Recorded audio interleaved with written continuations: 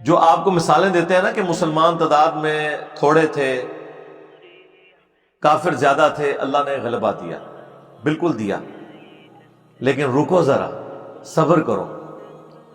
کیا یہ ہوتا تھا کہ یہاں سے خالد ابن ولید جب نکلتے تھے تلوار لے کر، تو سامنے سے جو رومن جنرل تھا وہ کلاشنکوف لے کے آتا تھا؟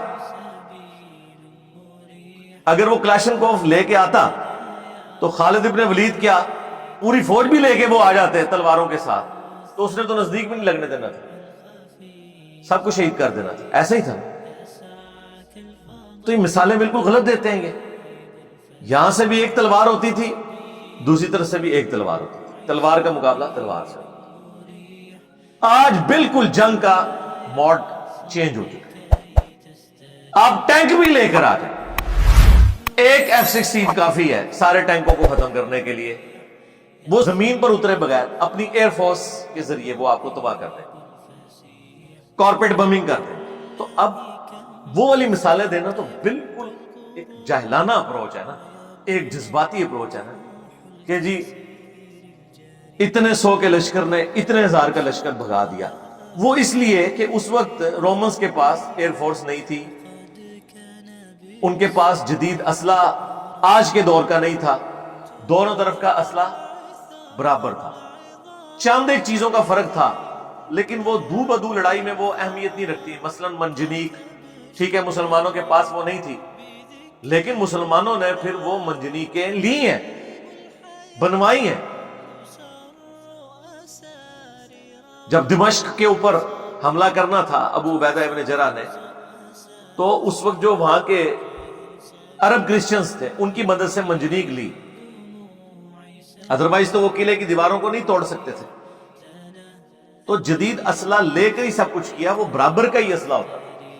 لیکن آج کل حالات بہت ڈیفرنٹ ہو چکے ہیں۔ اب توپوں کے ذریعے مجھے بتائیں کوئی جنگ ہوتی ہے؟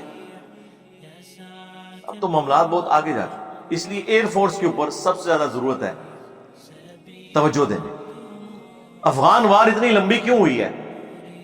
صرف اس وجہ سے کہ امریکہ کے پاس ایئر فورس، ادروائز ایک مہینے کے لیے بھی یہ لوگ زمینی جنگ میں مقابلہ نہیں کر سکتے تھے افغانیوں کا۔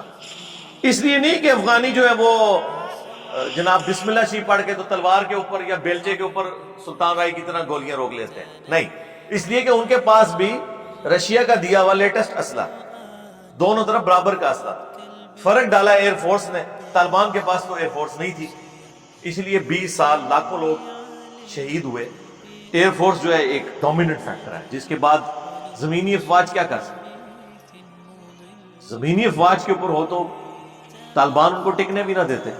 ظاہر ہے طالبان زیادہ ٹف ماحول کے عادی ہیں ایز کمپیئر ٹو امریکن فوجیوں کے، جس طرح اس زمانے میں عرب کے لوگ ٹف ماحول کے عادی تھے ایز کمپیئر ٹو رومنز کے۔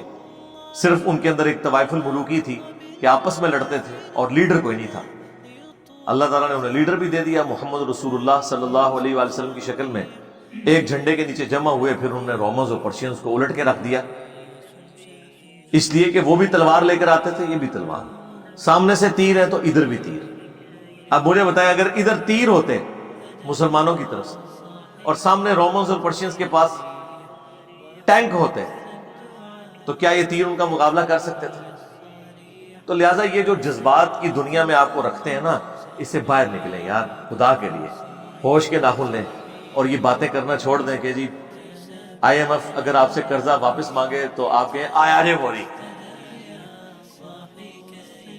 خدا کا یہ بھی قسط نہ ملتی تو تنخواہیں بھی نہیں تھیں سرکاری ملازمین کو اور فوجیوں کو دینے کے لیے۔ یار ڈان بنے ضرور، لیکن کچھ جیب میں ہو تو بنے۔ اب تو یہ ساری اکانومی کی وار ہے نا، اس کے بغیر تو کچھ بھی نہیں ہوگا۔ تو اس لیے یہ بڑھ کے مارنا اور اس طرح کی ساری باتیں کرنا، تو اس طریقے سے کوئی معاملات نہیں چلتے۔